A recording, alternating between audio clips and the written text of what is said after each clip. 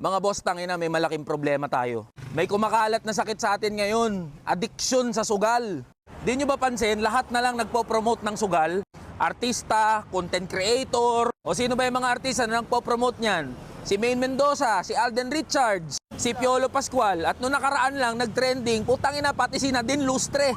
Promoter na rin ng sugal. Tapos mas pinadali pa ng mga online platforms, gaya ng GCash, kasi nandun na mismo sa app yung mga site kung saan pwede ka magsugal. Okay, gets, choice ng individual kung magsusugal siya o hindi.